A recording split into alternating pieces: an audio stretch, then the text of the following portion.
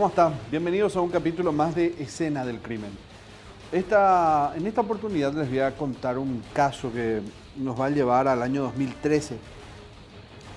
Y es un caso bastante complejo desde el punto de vista de cómo va, digamos, desarrollándose toda la historia. Porque evidentemente que el final de todo esto está al principio. Me voy a explicar mejor. Es que cuando ocurre el desenlace de esta historia es que comienza el relato realmente, la cronología de este cuento real, de este cuento que ocurrió. Y lo digo de esta manera porque realmente el trasfondo de todo esto se va desarrollando mucho tiempo antes de la muerte de uno de los protagonistas de esta historia. Y las otras cosas que van ocurriendo después son los condimentos a toda esta historia, como por ejemplo una investigación que no prosperó como se esperaba, gente que aún está prófuga, gente que no está rindiendo su cuenta con la justicia y que probablemente tenga sus conexiones con esta muerte. Hoy les voy a contar la historia de lo que pareciera ser un empresario dedicado a la venta de vehículos y otros negocios, que es asesinado y que un día decide desaparecer. Después aparece muerto, pero un día decide desaparecer frente mismo a su familia sin dejar demasiadas explicaciones. Pero sin adelantarme demasiado en esos detalles, vamos a conocer primero a los protagonistas, la víctima y los victimarios. Perfiles. Víctima: Rubén Darío Yaquet Benítez, 28 años de edad, de nacionalidad paraguaya, es empresario. Su domicilio está fijado en Ciudad del Este. Se cree que su asesinato fue producto de un ajuste de cuentas entre narcotraficantes. Los victimarios son Jorge David Vargas, alias Tajri, de 23 años, de nacionalidad paraguaya y profesión empleado. Es de Ciudad del Este. El autor material del crimen según la investigación fiscal. Él está prófugo hasta la fecha. Mario Rodney González Martínez, tiene 36 años, es paraguayo, empleado y también reside en Ciudad del Este. Fue condenado como coautor del homicidio. William Gregorio Duarte Esteche, de 23 años, paraguayo, es empleado, vive en Ciudad del Este y fue condenado por frustración a la persecución y ejecución penal. Gregorio Duarte Gamarra, 54 años de edad, de nacionalidad paraguaya, es empleado, también fija residencia en Ciudad del Este, padre de William, y fue procesado por la misma causa que su hijo. El último es Santiago Martínez Samaniego, de 31 años, también paraguayo, empleado, fija residencia en Ciudad del Este, propietario de la camioneta utilizada para el crimen.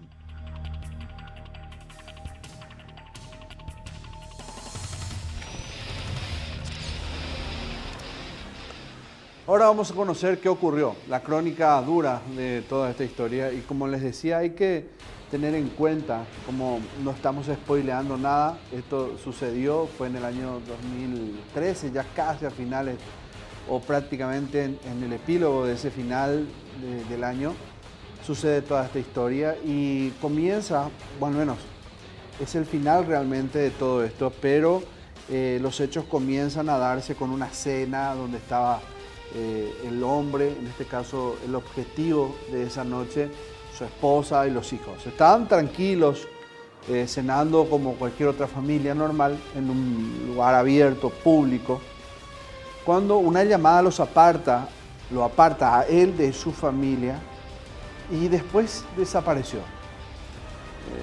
La esposa comenzó a preocuparse, no sabía qué ocurrió de él, comenzó a pasar el tiempo, y el tiempo se hizo más grande, más angosto, y no encontraba el motivo del por qué había desaparecido este hombre. Y así fue que como lo que parecía ser una desaparición, comenzó a ser una desaparición, digo, casual, se convirtió en una desaparición forzosa, y de una desaparición forzosa a un homicidio. Lo mataron brutalmente a él. Estos son los detalles de lo que sucedía en septiembre del año 2013. ¿Qué ocurrió ese día? Viernes 20 de septiembre del año 2013. Las manecillas del reloj se acercaban a la hora 18 del día. Rubén Darío Jaquet Benítez llegó a un concurrido local de hamburguesas ubicado sobre la avenida Monseñor Rodríguez de Ciudad del Este para cenar con la esposa, Cintia Fernández Ortiz, y sus 2 hijos menores. Pero una llamada interrumpió esa cita. El joven de 28 años salió del local de comidas rápidas y caminó hacia la calle. Conversó por un rato con el conductor de una camioneta Toyota Hilux Surf y luego subió al vehículo. Transcurrieron aproximadamente 8 a 10 minutos hasta que el vehículo desapareció del lugar. Al no regresar su esposo, Cintia volvió a la casa con sus hijos. Las horas pasaron y la mujer nada sabía de su marido. Cuando ya la oscuridad se apoderó del día y la noche superó las 22 horas, preocupada y desconcertada, fue hasta la comisaría séptima para denunciar que Rubén Darío no había vuelto a su domicilio. En la ciudad, los rumores de la desaparición del joven empresario rápidamente lo vincularon con un par de allanamientos realizados en menos de 7 días a su residencia en el barrio Santa Librada, hasta donde habían llegado efectivos de la policía del departamento antinarcóticos. La primera vez fue el 13 de septiembre y la segunda el 18, 2 días antes de su desaparición. Lo investigaban por tráfico de estupefacientes, pero en su residencia los antidrogas no encontraron drogas, sino más bien una gran cantidad de dinero. Jaquet Benítez se dedicaba a la venta de productos electrónicos e importación de vehículos y en su domicilio guardaba más de $180,000, que en ese tiempo representaba algo más de 100 millones de guaraníes. La Secretaría de Prevención de Lavados de Dinero, Bienes, Seprelat, lo obligó a justificarlos. Y nosotros entendemos que fue así a raíz de que todo su entorno eran personas que tenían antecedentes justamente por tráfico. Y aparte de eso, el poder económico que tenía no había manera de justificar con el rubro que él demostraba ante la sociedad, ¿verdad? Entonces, es una suposición que en ese entonces teníamos. Como te digo, nosotros tuvimos una intervención de aproximadamente 10 días, posteriormente ya quedó ya a cargo de antisecuestro de ese procedimiento. Las horas parecían ser eternas para la familia hasta que la primera llamada sembró miedo y pánico en todos sus parientes. Un hombre los llamó y reclamó $50,000 para devolverlos con vida a Rubén Darío. En total fueron 5 las llamadas que recibieron, pero su hermano insistía en que le enviaran alguna prueba de vida antes de entregar el dinero que exigían. Pero el día se convirtió nuevamente en noche y el ciclo se repitió hasta el lunes, sin noticias del desaparecido.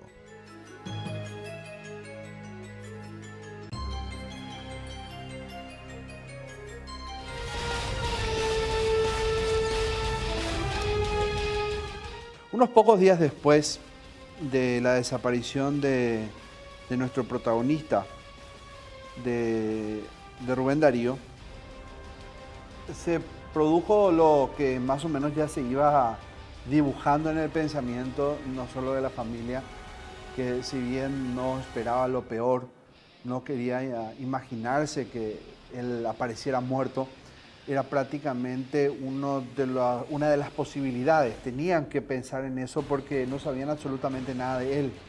Les digo, desapareció de la nada, él no dejó prácticamente rastros. Se comenzó sí a dibujar algunas líneas investigativas porque ya van a saber más detalles de él. Rubén Darío tenía su pasado turbio, su pasado oscuro. Y bueno, la familia, la esposa principalmente, comenzaba a pensar mal de todo y de todos. La policía también hacía lo propio, investigando. La policía que tenía a cargo, al igual que el fiscal, la investigación de toda esta situación, comenzó a dibujar la posibilidad de que eso, que parecía una desaparición, realmente no haya sido un secuestro extorsivo, porque ya nadie llamó a pedir dinero y pasó mucho tiempo desde el día en que se fue o desapareció hasta el día en que encuentran su cadáver. Entonces algo más había.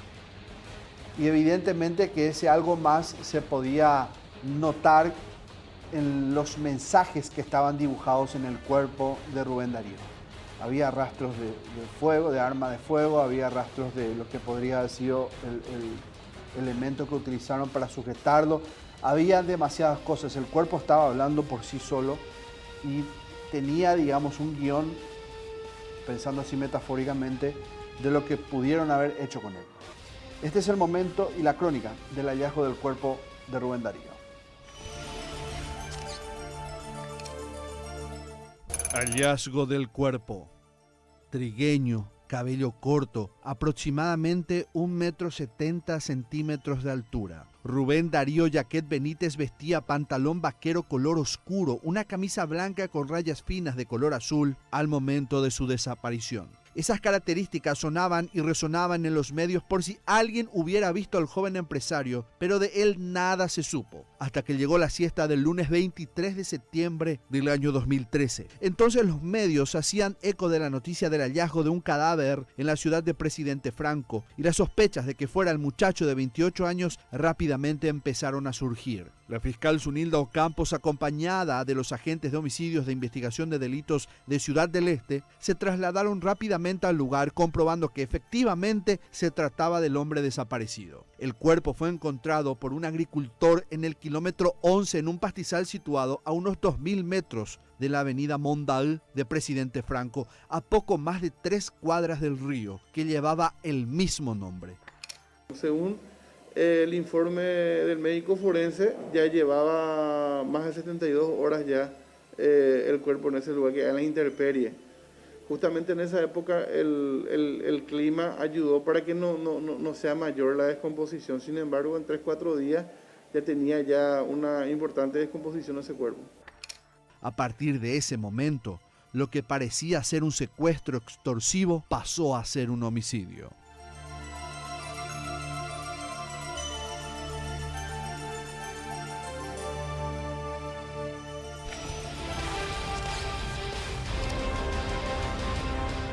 Bueno, lo de Rubén Darío realmente fue violento, fue atroz. Los que lo mataron lo hicieron con mucha hazaña. Les decía yo hace rato, y creo que es una de las formas en que se describen mejor situaciones como esta.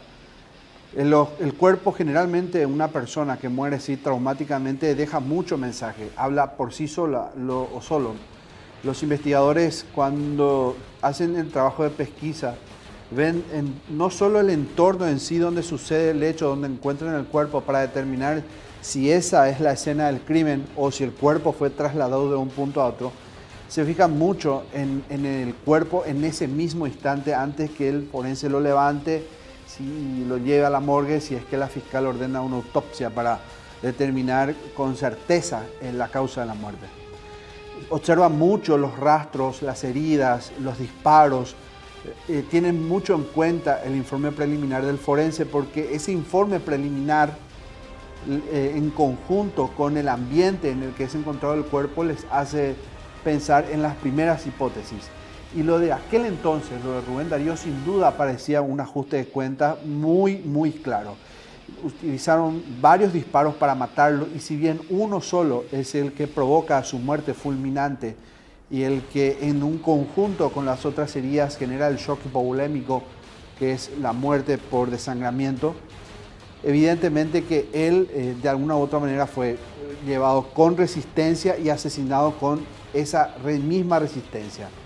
Intentó luchar por su vida y eso quedó un poco en el cuerpo, y eso es lo que determina el forense finalmente para decir que esa víctima puso resistencia, intentó de alguna manera zafarse de sus asesinos, pero no lo logró. El reporte forense de aquel entonces, el archivo de ese año, así fue que encontraron con estos rastros al cuerpo de Rubén Darío. Heridas que hablan. Concluimos con los investigadores y con médicos forenses y la gente del Ministerio Público de que el hecho de homicidio en sí se consumó en el lugar donde se encontró el cuerpo, por la posición del cadáver y por las evidencias que encontramos en el lugar. 9 orificios de impactos de bala presentaba el cuerpo de Rubén Darío Yaquet Benítez. 7 proyectiles recibió en la espalda y 1 en el antebrazo, que perforó además la muñeca. De acuerdo a la inspección realizada por los técnicos forenses y de criminalística, Rubén Darío fue ejecutado estando él de rodillas, y todos los proyectiles atravesaron su cuerpo de pleno. 5 de los disparos recibió a la altura del tórax y 1 quedó incrustado en su omóplato. pero la bala asesina ingresó por la parte posterior de la cabeza, cerca de la nuca, y produjo un orificio de entrada y salida en su cráneo. Su muerte se dio de forma instantánea. Tenía un disparo en la cabeza, de atrás para adelante, por lo que nosotros suponemos se le ejecutó en el lugar, ¿verdad? Al momento del hallazgo, el cuerpo presentaba ya más de 72 horas de fallecido, por lo que se determinó que fue asesinado el mismo día en que fue raptado. Su deceso fue diagnosticado como shock hipovolémico por múltiples heridas de arma de fuego.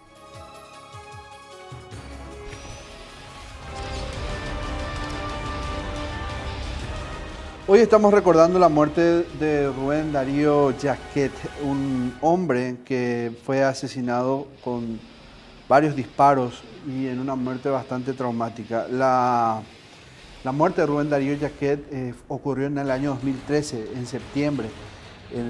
Su desaparición se había dado unos días antes, unos 3 días antes más o menos, cuando él estaba cenando con su esposa y sus hijos.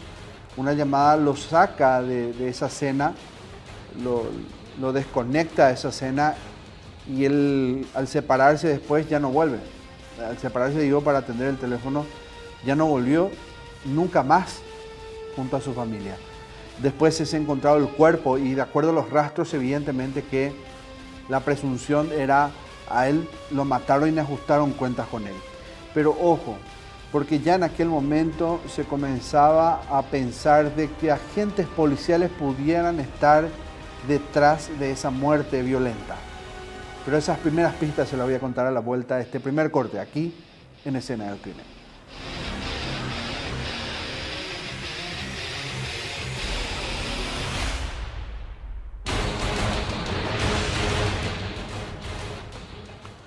Hoy estamos recordando la historia de un empresario de frontera, Rubén Darío Jacquet. Él se dedicaba al negocio de las ventas de vehículos, del automovilismo, que tenía que ver con eso, vehículos importados vía Chile en su mayoría, y al parecer tenía otros negocios que la familia no sabía, o si sabía no es que le prestaba mucha atención.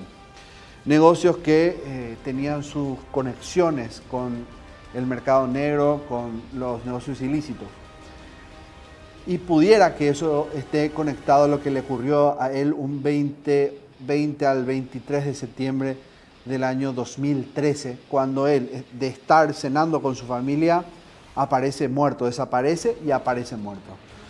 Desapareció porque se apartó de esa cena para responder a una llamada que recibió, y después nunca más se lo vio.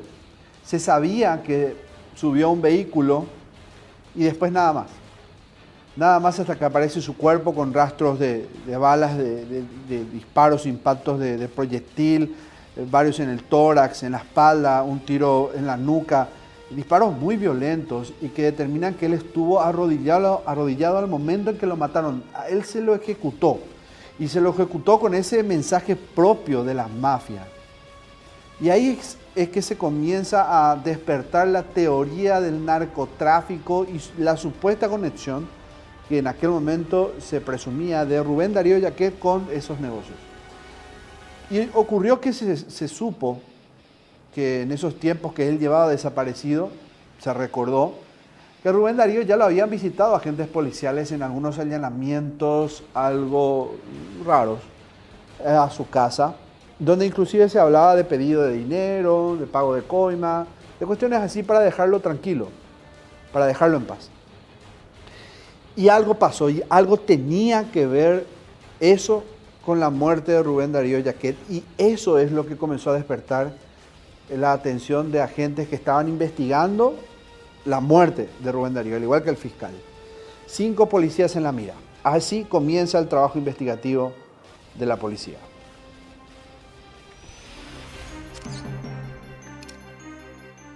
Policías en la mira.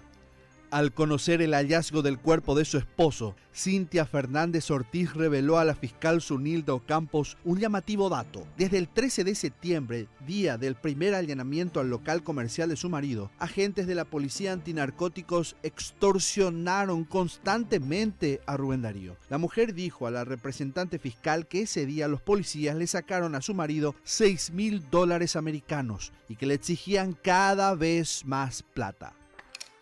En principio yo recuerdo que había muchas aristas en la investigación, incluso había sospecha de que personal policial estuvo involucrado como personal en aquel entonces de antinarcóticos, incluso le costó el traslado a varios personales. Sin embargo, en el transcurso de la investigación solamente hemos encontrado civiles con antecedentes y se descartó totalmente la participación de personal policial en dicho hecho.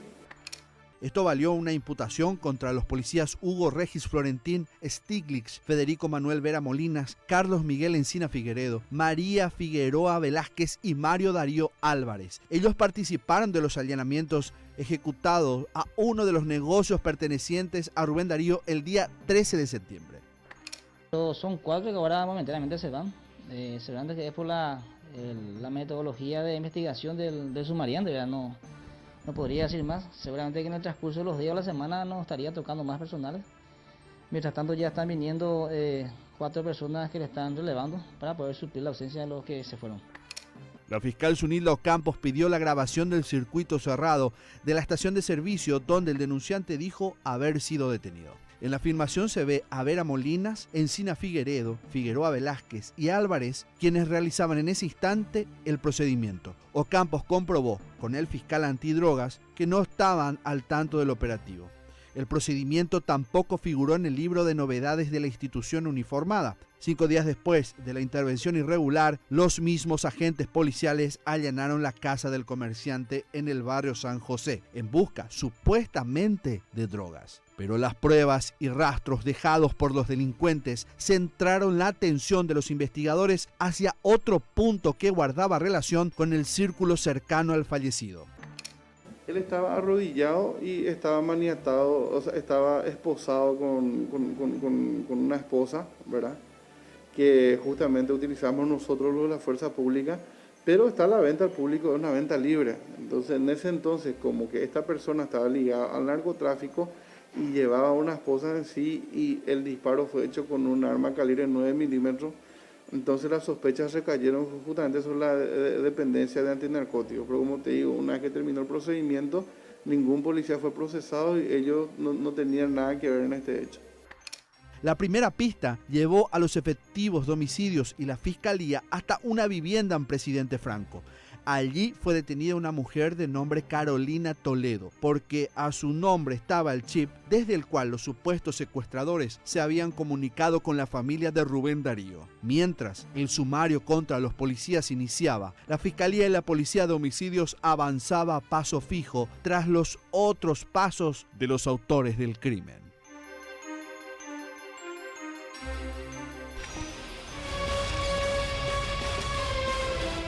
Un detalle no menor dentro de esta historia es que si bien en esas primeras horas de la desaparición no muchos sabían del por qué Rubén Darío desapareció de la nada esa noche, aparecen llamadas posteriormente donde se comienza a solicitar dinero. En un primer momento dijimos que no había llamadas, pero después sí comienzan a darse y de maneras reiteradas, tanto así que fueron 5, donde una voz masculina, pide plata, $50.000. Y esto me lleva a la actualidad en la que estamos de la historia, porque era un contexto esto. Ocurre que cuando desaparece Rubén Darío, la Policía Antisecuestro, uno de los departamentos que comienza a investigar, traza los contactos o las conexiones que tenían a mano para poder establecer quién estaba extorsionando a la familia. Y toman el teléfono de la esposa de Rubén Darío Yaquet, y la policía para ese entonces, recuerden ustedes, tenía ya un sistema muy avanzado después del secuestro de Fidel Zavala. Ya tenían un sistema de búsqueda muy avanzado después de la experiencia con Colombia. Entonces no resultó para nada difícil triangular esa llamada y tener a quién o el responsable del número de teléfono que se estaba utilizando para pedir la plata. Fue así que con ese dato sumado, y acá retrocedo un poco, al día del crimen donde encuentran el cuerpo y si bien no lo identifican enseguida, llegan después a reconocerlo por la prenda de vestir que llevaba, el hecho que había un hombre de esa estatura, 1,70 m y algo, las características, el color de cabello, etcétera, también el color de piel, evidentemente que después llevó a la rápida identificación y era Rubén Darío. Entonces se juntaron esas dos investigaciones y comienza a desnudar el primer nombre del grupo, el contacto. Este sería el llamador. En el ojo del investigador se descubre este primer dato y comienza finalmente a rendir sus frutos la investigación policial. Esta comienza a tener su norte.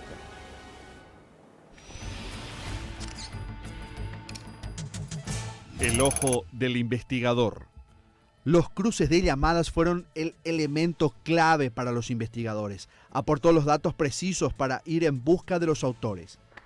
En ese entonces me desempeñaba como jefe de la división homicidios y siempre nosotros recibíamos informaciones en relación a personas desaparecidas o en este caso hallazgo de cadáver o algo, por diferentes medios, o por radio o de repente por llamadas anónimas. En este caso nosotros recibimos una llamada anónima donde nos manifestaban que el día viernes, en horas de la tarde, el día viernes o sábado, no recuerdo bien, una persona de manera violenta en contra de su voluntad fue alzada a una camioneta de una Hilux Sur.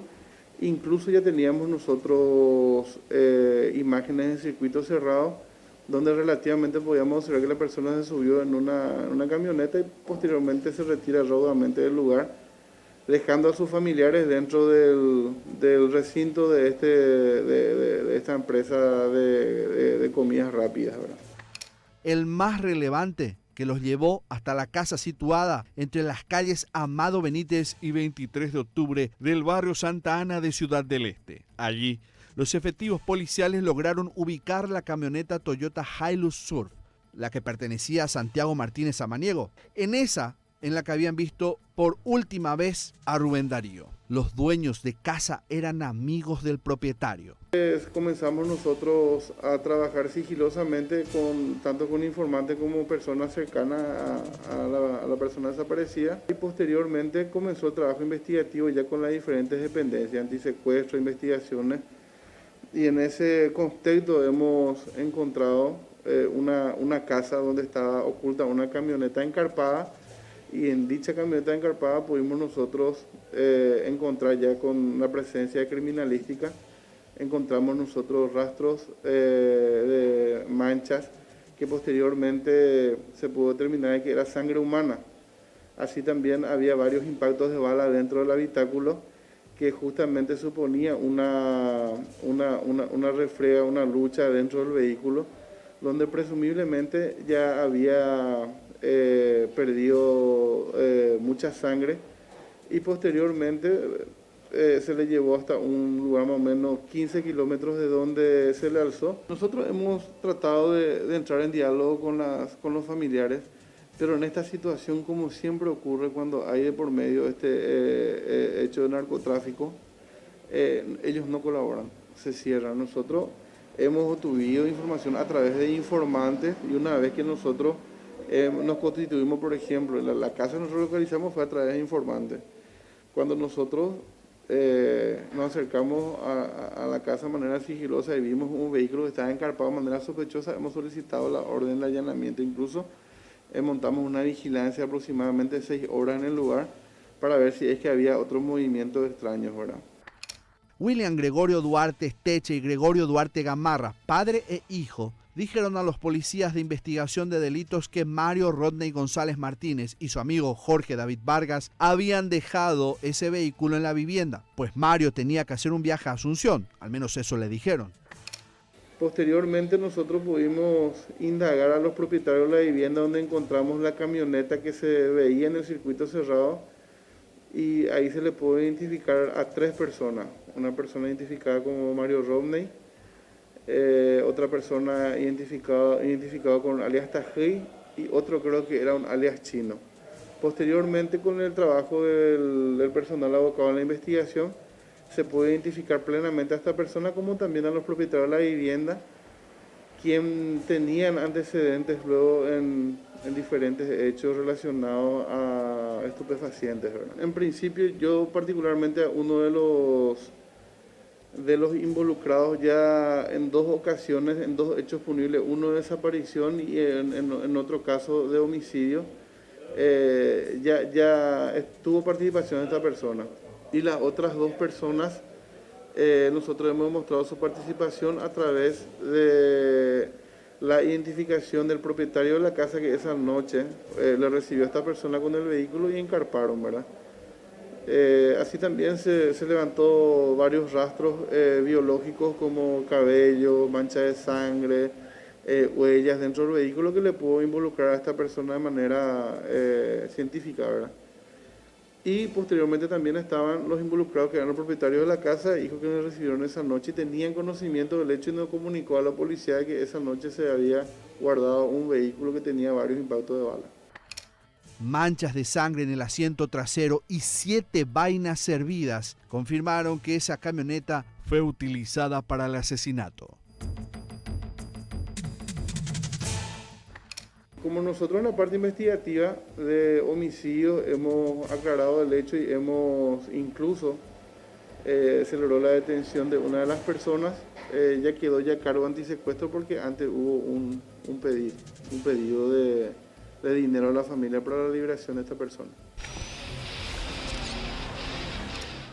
Para poder entender bien esta historia, siempre que existe, digamos, una muerte así violenta, con demasiados condimentos que confunden, por ejemplo, podríamos decir condimento al elemento del secuestro, el elemento de una venganza supuestamente por negocios con el narcotráfico, o un negocio que salió mal de lo que sería el negocio ilícito de Rodney, que era la empresa de Rubén Darío, la empresa de venta de vehículos. Entonces es que se necesita primero un contexto para comprender bien por dónde podría venir el trasfondo de todo esto. Y aquí surge siempre, con casos de este estilo, gente que está muy conectada, gente muy cercana al entorno de la víctima. Y este caso no es definitivamente la excepción a la regla.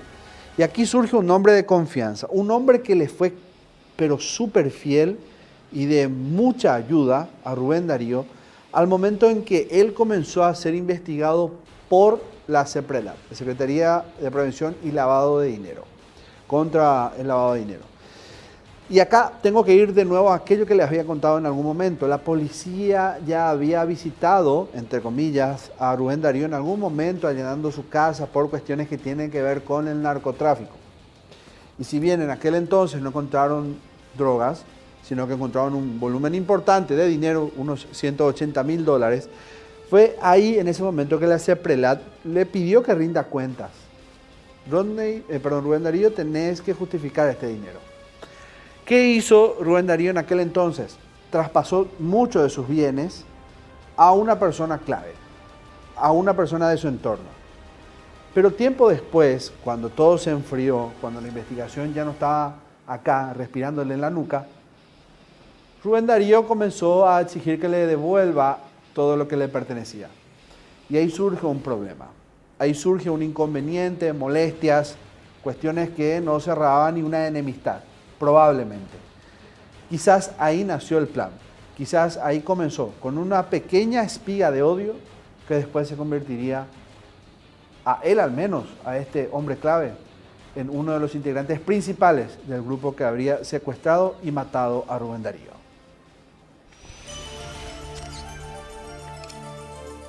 Traición y muerte.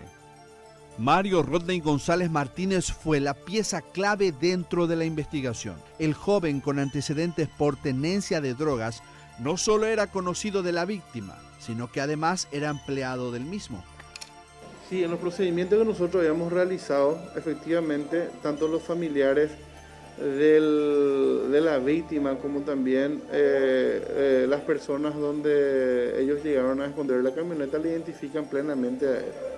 Y una vez que se viralizó los nombres a través de los medios de comunicación en ese entonces, así también a través de las redes sociales, él vino y quedó acá en la zona de Luque, en la zona del aeropuerto aproximadamente. pero ya se venía realizando un trabajo técnico donde nosotros ya sabíamos por lo menos en la zona donde estaba. Por suerte pudimos nosotros localizar a esta persona y lograr su detención, que también ayudó en la investigación para poder identificar a los demás.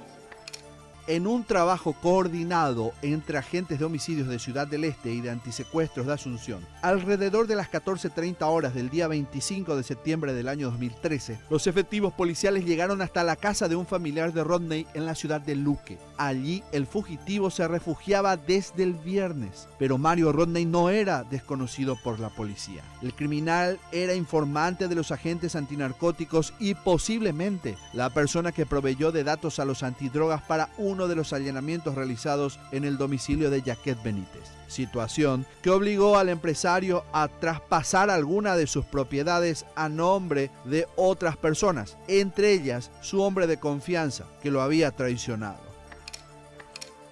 Pero sí después con procedimientos, por ejemplo, en escribanías, eso hemos encontrado realmente que tenía muchas propiedades, ¿verdad? Y que hubo unos traspasos unos días antes, justamente los involucrados en el hecho incluso estaban como prestanombres de estas propiedades.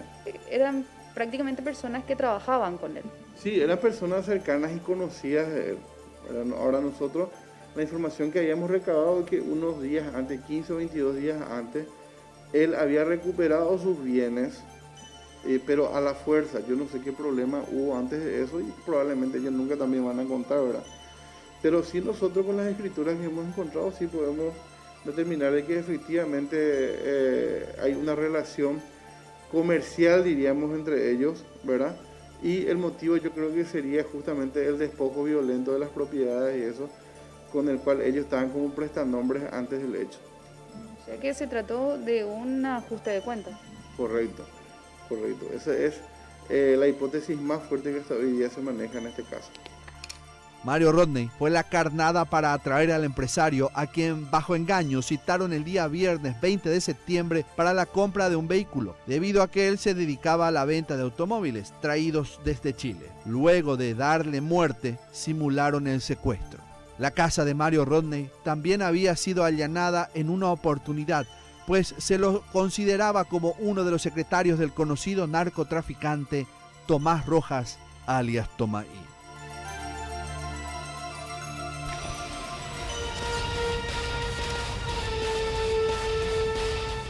Y bueno, acá llegamos a esa parte que les comenté.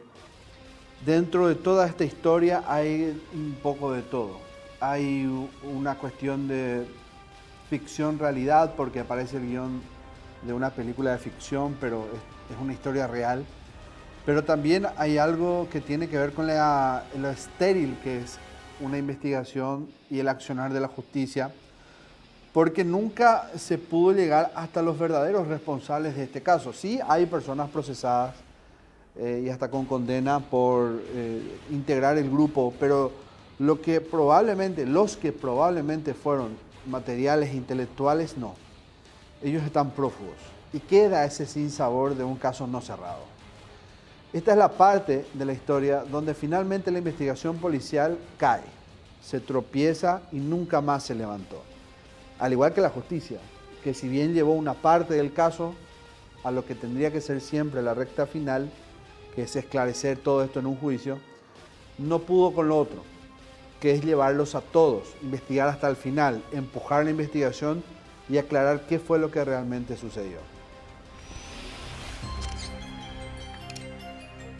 Tras los pasos del asesino, varios allanamientos realizaron la policía y la fiscalía en busca de su captura durante los primeros días de octubre del año 2013. Uno de ellos se efectuó en el domicilio de Marilina González, su novia, residente en el barrio San Miguel de Ciudad del Este, a donde llegaron horas después de que él huyera del sitio. Esta situación se confirmó debido a que en el celular de la chica, los efectivos constataron que la joven le alertó a su novio sobre los extraños movimientos en el barrio, lo que motivó su escape en la víspera del allanamiento. Para el momento en que Jorge David Vargas fue identificado como el autor del crimen, la fiscalía ya no tenía rastros de él dentro de nuestro territorio.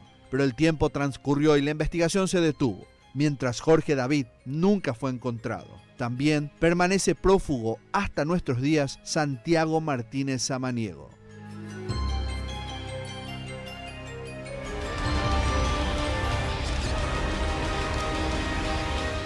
Hoy estamos recordando el asesinato de Rubén Darío Yaquet, un empresario de frontera dedicado a la venta de vehículos. Sucedió en el año 2013, en el este del país. Lo habían matado de una manera que no conocemos muchos detalles de cómo, pero sí se sabe por una cuestión de sentido común, porque el cuerpo aparece 3 días después de una misteriosa llamada que recibió él y que lo sacó de una cena en familia en un lugar público.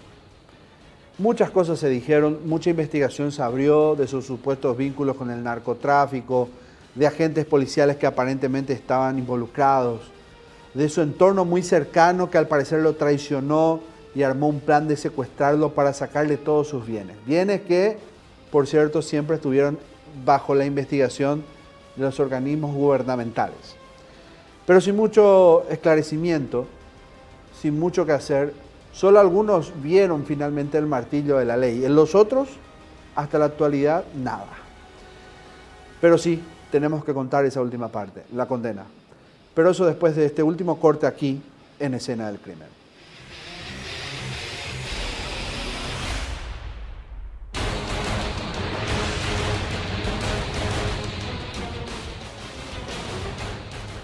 Hoy estamos rememorando el asesinato de Rubén Darío Yaquet, los detalles de ese trágico asesinato, un asesinato violento, un crimen atroz que ocurrió no enfrente de su familia, pero sí prácticamente ocurre todo en una noche.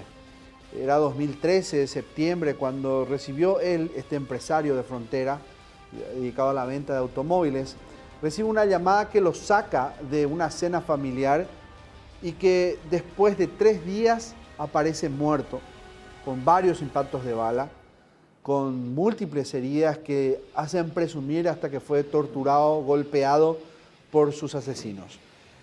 Y en medio de toda esa situación, un sinfín de datos que hablaban de policías involucrados que le habían sacado dinero, de policías que ya lo habían visitado en algún momento, de un dinero aparentemente mal habido, que se conecta a la venta de estupefacientes, unos $180.000 que investigó CEPRELAT, que provocó en Rubén Darío un cambio de propietario, buscar un prestanombre para poder traspasar sus bienes, y al parecer este hombre lo traiciona después. Se molesta con él y aparece posteriormente como uno de los principales autores de su secuestro y crimen. Al igual que otros empleados suyos, personas de su entorno muy cercano. Lo cierto es que llega el momento en que la Fiscalía reúne la cantidad de 5 nombres, pero solo 3 de ellos enfrentan al mazo judicial, con condenas muy bajas y con el sinsabor de que algunos siguen prófugos. Estos son los datos de aquella condena. La condena. El 2 de abril del año 2014, la fiscal Zunilda Ocampos presentó imputación contra 3 de los 5 implicados en la muerte: Mario Rodney González Martínez, Gregorio Duarte Gamarra y su hijo William Gregory Duarte Esteche. Pero la defensa de los acusados logró recusarla poco antes del juicio, que finalmente se realizó en el año 2017, bajo la representación fiscal de los abogados Juliana Jiménez Portillo y Marcelo Saldívar Bellasay. La pena más alta de 13 años de prisión la recibió Mario Rodney González Martínez como coautor del homicidio. El tribunal impuso además 4 años de pena a William Gregory Duarte, con 26 años en ese entonces, y 3 años de prisión a su padre Gregorio Duarte Gamarra, de 54 años en aquel momento. Ambos por el tipo penal de frustración de la persecución y ejecución penal. La audiencia pública comenzó el 13 de septiembre de ese año y duró 2 largos meses. El 14 de noviembre se dio a conocer su sentencia. Prácticamente nada. Y como les decía, no queda de otra manera que llamarle a esto como ese sinsabor. Más allá de lo que ustedes puedan decir o estar pensando en este momento, que era un hombre supuestamente ligado a cuestiones turbias, no sabemos. Se supone que este es un sistema garantista con presunción de inocencia. Y hasta que eso no se pruebe, uno no llega a ser lo que dicen que es. Y otra cuestión que siempre me gusta sostener es que cualquier hecho de sangre, necesita ser esclarecido sin tener en cuenta quién es asesinado. No se puede dejar de investigar un hecho porque esa persona supuestamente estaba ligada a una situación ilícita. Todo debe ser esclarecido. Todo en función de que hasta inclusive pueden haber funcionarios del gobierno en medio de todo esto, como el caso de los policías, que tampoco quedó muy claro su participación, o muy clara. Y lo otro es que hay personas que siguen prófugas hasta hoy día, no sabemos dónde están. Bueno, quizás sí se sepa, pero no se quiere detenerlos. ¿Por qué? ¿Cuáles son los intereses ocultos en medio? Y puede haber mucho, que solo aquel que murió lo sabe y se lo llevó a la tumba, o quién sabe, aquellos que decidieron asesinarlo finalmente y por intereses económicos muy poderosos deciden callarlo. Llegamos hacia el final de otra historia más de Escena del Crimen y no se olvide que esta puede volver a verla en nuestro canal de YouTube siempre. Todos los materiales, todas las historias están ahí y también en su reiteración los días domingos. Nos reencontramos en la próxima semana. Adiós.